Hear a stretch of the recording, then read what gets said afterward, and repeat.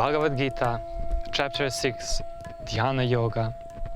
The Supreme Personality of Godhead said, "One who is unattached to the fruits of his work and who works as he is obligated is in the renounced order of life, and he is a true mystic, not he who lights no fire and performs no duty."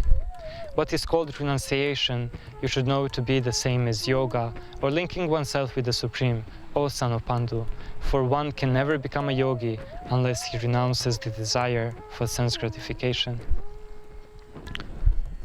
For one who is neophyte in the Eightfold Yoga system, work is said to be the means, and for one who is already elevated in yoga, cessation of all material activities is said to be the means.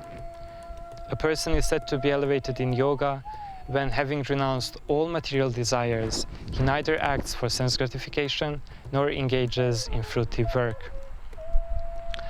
One must deliver himself with the help of his mind and not degrade himself. The mind is the friend of the conditioned soul and his enemy as well.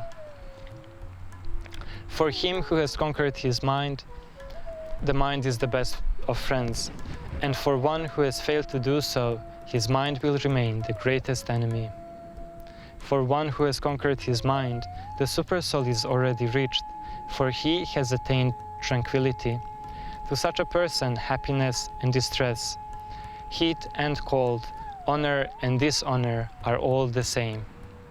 A person is said to be established in self-realization and is called a yogi or mystic when he is fully satisfied by the virtue of acquired knowledge and realization. He is situated in transcendence and he is self-controlled. To such a person sees everything, whether it be pebbles, stones, or gold, as the same. A person is considered still further advanced when he regards honest well-wishers, affectionate benefactors, the neutrals, the mediators, the envious, the pious, and the sinners, friends and enemies, all with an equal mind. A transcendentalist should engage one's body, mind, and self in the relationship with the Supreme. He should live alone in a secluded place and should always carefully control his mind. He should be free from desires and feelings of possessiveness. To practice yoga, one should go to a secluded place and should lay kusha grass on the ground. Then cover it with deerskin and soft cloth.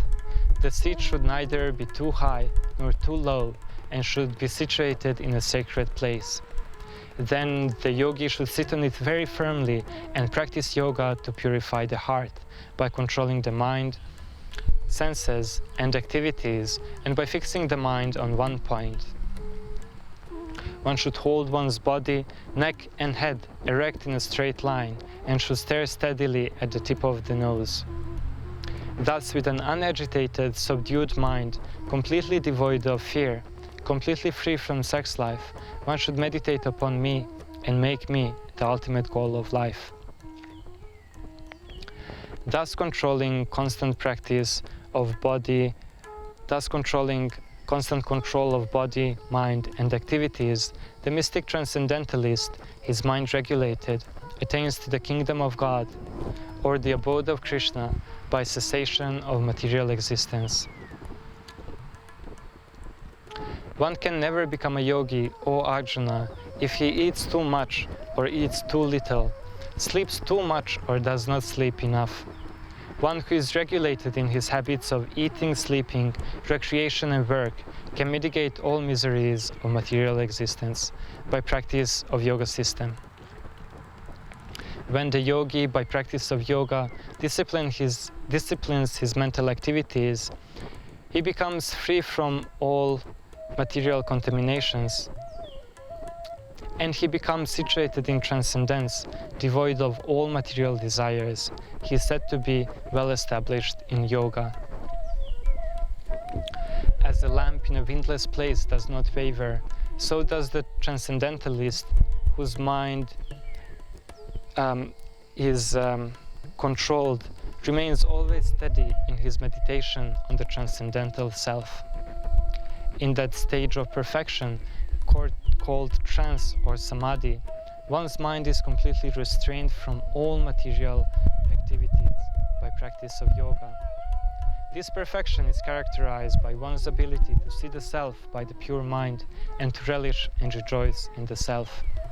In that joyous stage, one is situated in boundless transcendental happiness, realized through transcendental senses. Thus established, one never departs from the truth, and upon gaining this, he thinks that there is no greater gain. Being situated in such a position, one is never shaken, even amidst the greatest difficulty. This indeed is actual freedom from all miseries arising from material contact. One must engage oneself in practice of yoga with determination and faith, and should not be deviated from the path. One should abandon, without exception, all material desires born of mental speculation, and thus control all the senses on all sides by the mind.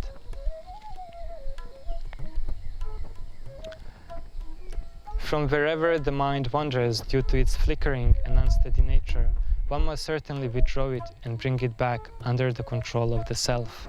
Gradually, step by step, one must become situated in the trance by the means of intelligence sustained by full conviction, and thus the self should be thinking, and thus the mind should be fixed on the self alone and should think of nothing else.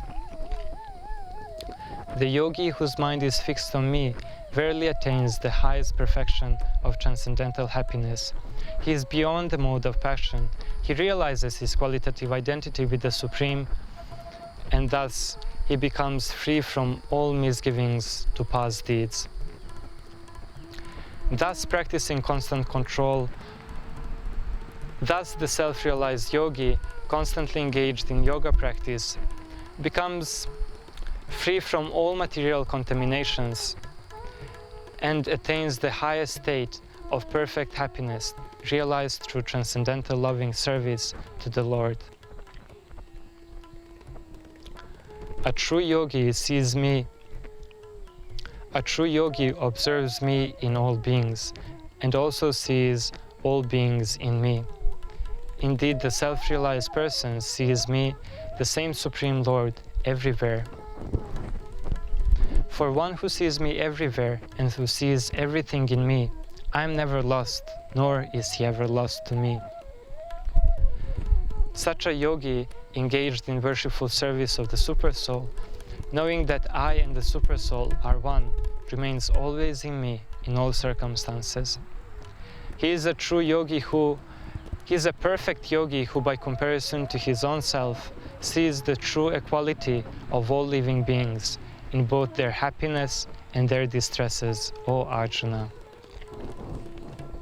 Arjuna inquired, O Madhusudana, the system of yoga which you have summarized appears impractical and unendurable to me, for the mind is restless and unsteady. For the mind is restless, turbulent, obstinate, and very strong, O Krishna. And to subdue it, I think, is more difficult than controlling the wind. Lord Sri Krishna replied, it is undoubtedly very difficult to curb the restless mind, but it is possible by suitable practice and detachment. For one whose mind is unbridled, self-realization is difficult work. But he whose mind is controlled and who strives by appropriate means is assured of liberation. That is my opinion. Arjuna inquired,